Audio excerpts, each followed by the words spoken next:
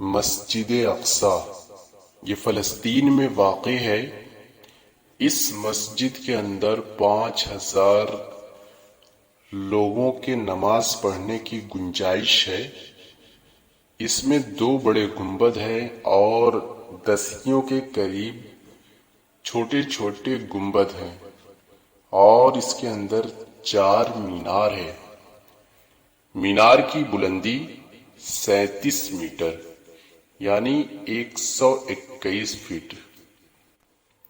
مسجد اقصی مسلمانوں کا قبلہ اول اور خانہ کعبہ اور مسجد نبوی کے بعد تیسرا مقدس ترین مقام ہے۔ مسجد اقصی حقیقت میں مسلمانوں کی میراث ہے جو تاریخی اور مذہبی حقائق سے ثابت ہے، مگر یہ جس جگہ پر تعمیر کی گئی، یہود کے موقف کے مطابق اس جگہ پر پہلے سلیمانی ہیکل تھی۔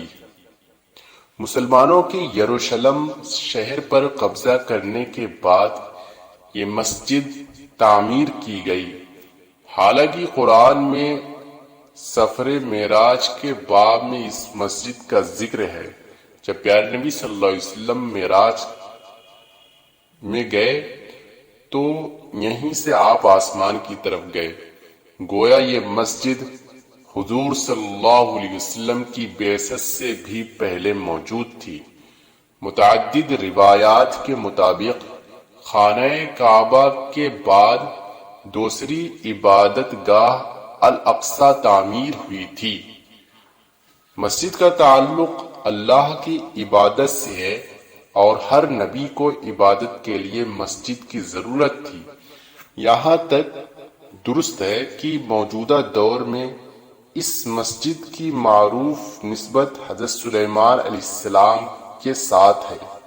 حتیٰ کہ ایک روایت کے مطابق اس مسجد کو حضرت سلیمان علیہ السلام نے جنات سے تعمیر کرایا، لیکن اس سے کلیتاً ہیکل سلیمانی قرار دینا تاریخی اعتبار سے غلط ہے۔ ہیکل کسے کہتے ہیں؟ ہیکل کا لفظ رہائش گاہ، محل یا دربار کے لیے استعمال ہوتا ہے، اور غالب گمان ہے کہ نبی اللہ سلیمان علیہ السلام نے اپنی رہائش کا حجرہ بھی مسجد میں ہی بنا رکھا ہو۔ حضرت محمد صلی اللہ علیہ وسلم معراج کے سفر کے دوران مسجد حرام سے یہاں پہنچے اور مسجد اقصی میں تمام انبیاء کی نماز کی امامت کرنے کے بعد براق کے ذریعے 7 آسمانوں کے سفر پر روانہ ہوئے، جیسا کہ اس کا تذکرہ قرآن مجید کے 15ویں پارے میں ہے کہ پاک ہے وہ ذات جو اپنے بندے کو رات ہی رات میں مسجد حرام سے مسجد اقصی لے گئی۔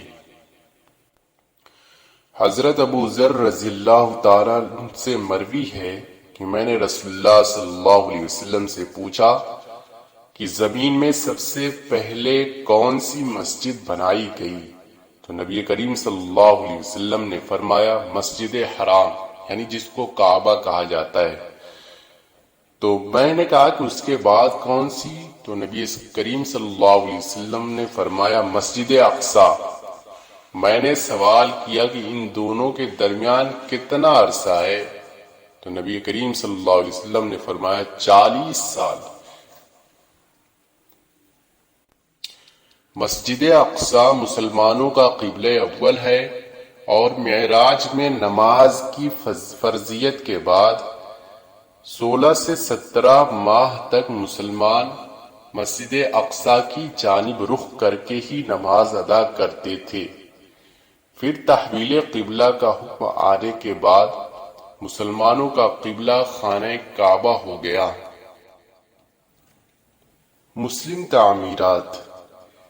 جب عمر فاروق رضی اللہ تعالیٰ عنہ کے دور میں مسلمانوں نے بیت المقدس کو فتح کیا تو حضرت عمر نے شہر سے روانگی کے وقت صخرہ اور براق باندھنے کی جگہ کے قریب مسجد تعمیر کرنے کا حکم دیا، جہاں انہوں نے اپنے ہمراہیوں سمیت نماز ادا کی تھی۔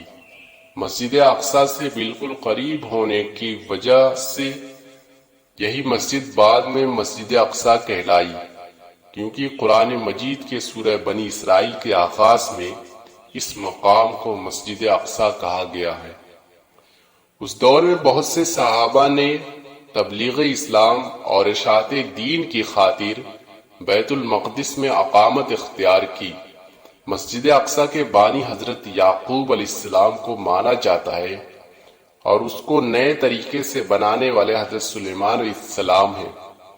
بعد میں خلیفہ عبد الملک بن مروان نے مسجد اقصی کی تعمیر شروع کروائی اور خلیفہ ولید بن عبد الملک نے اس کی تعمیر مکمل کی، اور اس کی تزئین و آرائش کی عباسی خلیفہ ابو جعفر منصور نے۔ پہلی صلیبی جنگ کے بعد جب عیسائیوں کا بیت المقدس پر قبضہ ہو گیا تو انہوں نے مسجد اقصی میں بہت رد و بدل کیے۔